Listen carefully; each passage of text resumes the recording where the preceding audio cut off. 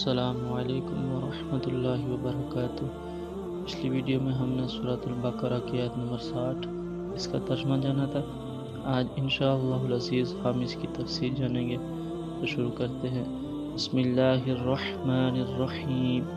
وَإِذِ اسْتَسْقَىٰ مُوسَىٰ لِقَوْمِهِ فَقُلْنَا اضْرِب بِّعَصَاكَ الْحَجَرَ فانفجرت منه 12 عينا قد علم كل أناس مشربهم كلوا واشربوا من رزق الله ولا تعثوا في الأرض مفسدين۔ جب پیاس کی وجہ سے قوم نے موسیٰ علیہ السلام سے پانی مانگا، موسیٰ علیہ السلام نے اللہ تعالیٰ سے پانی کے لیے دعا کی۔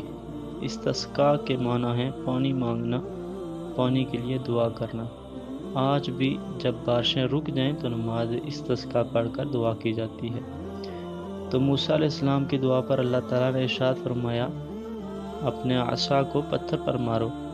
موسیٰ علیہ السلام کے سوٹا مارنے سے پتھر سے 12 چشمے پھوٹ پڑے۔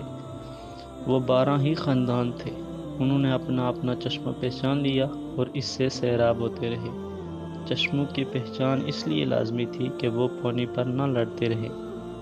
یہ موسیٰ علیہ السلام کا عجیب معجزہ تھا کہ پتھر سے پانی نکالا۔ نبی علیہ السلام کا معجزہ اس سے بھی عظیم تھا کہ انگلیوں سے پانی جاری ہو گیا۔